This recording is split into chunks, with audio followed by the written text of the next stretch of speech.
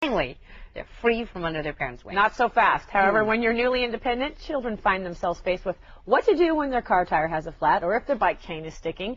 And the phone is really quick to ring Mom and Dad's house. And author Steve Elliott faced this with his own kids and decided to write a kind of fix-it manual, The Portable Dad for Young People, where Dad and his advice is just a page away. And welcome. Thank you very much. I was just talking to him in the break because him and my dad would be very kindred spirit. I called my dad this weekend to come over.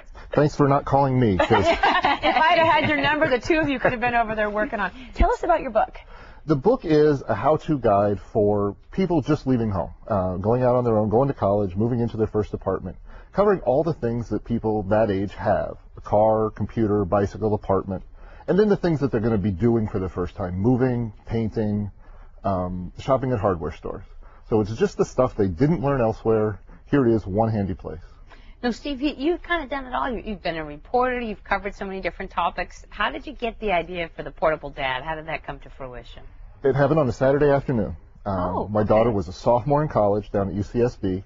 We had moved her into the apartment a couple weeks before. And she calls, and I answer it, and she said, "My key won't work." I said, "Are you at the right apartment?" It's college, it happens. Oh, yeah. She called me bad names, assured me she was at the right apartment. And I said, "Okay, well, the lock's probably just sticky. It's either broken, in which case call your landlord, he'll have to fix it, or it's just sticky, it's gummed up. So wiggle the key around, try and get it to work, and then once you do, spray some WD-40 in it. Mm-hmm. It'll, lubricate it, clean it up." She said, "What's WD-40? Uh-oh. Uh-oh. And that was the light Mm-hmm. bulb moment. It was like, okay, she was valedictorian of her high school class.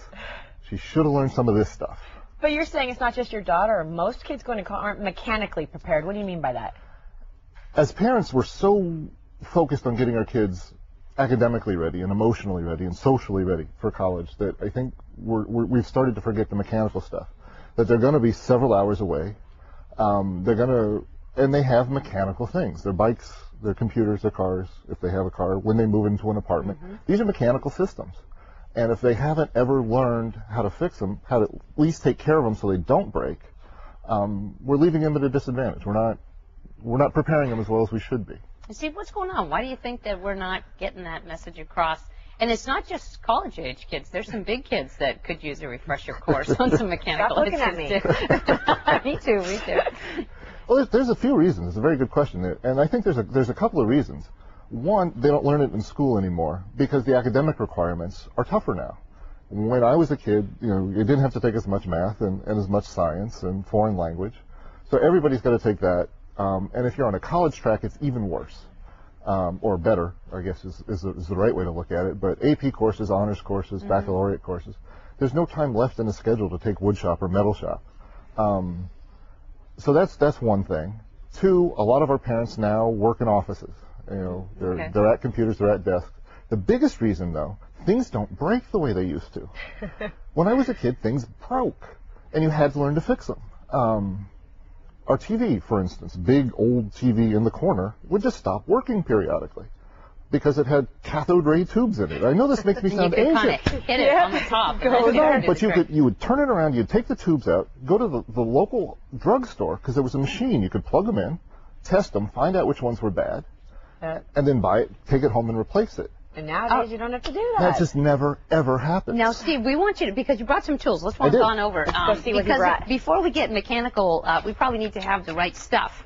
So tell us what kind of tools you think are kind of important in the arsenal if we want to get to do some fixing, I should say. And this is fixing that it kind of starts at the beginning. Real basic. Yeah, right. These are sort of the essential tools that when you leave home, you should have a hammer. Basic hammer. All right. Pretty simple. And its use is pretty simple. We do know that. Okay, and you have two different screwdrivers? Two different screwdrivers. Standard, which is the flat one. Okay. Phillips, which is the pointed one. Oh, I know what this is. Stud sensor. Stud finder. Just used one yesterday. To do what? To find the studs in my wall so we can hang something. Exactly. If you're going to put something heavy on the wall, you've got to find the 2x4s that are behind the wall that hold it up. Because the drywall stuff will just fall out. Okay. That is not, by the way, for college girls looking for a college daughters, the stud Doesn't sensor. work that well for that. I just wanted to clarify that. Fortunately. Okay. Putty knife. Okay. To cover the holes you made in your wall in the apartment. Before where you you had the stud sensor. Or even when you did hit the stud, but you're now moving out and you have to cover them all up. Well, this is cool. It comes with like a little thing there. All right. Little wrap up. You're just going to tie it on your jeans, aren't you? Little combination wrench set, you know, just for tightening nuts and bolts. If you want to adjust the seat on your bike or whatever, that's a handy thing to have. Okay. This is a socket and ratchet set. And people say, well, I'm not going to work on my car, so I don't need that. If you're in a dorm and you have bunk beds, you need that. Because you have recessed fasteners, and you can only get them with the socket. Not too expensive, Not too expensive. Okay. All this stuff, less than $10 if you shop well.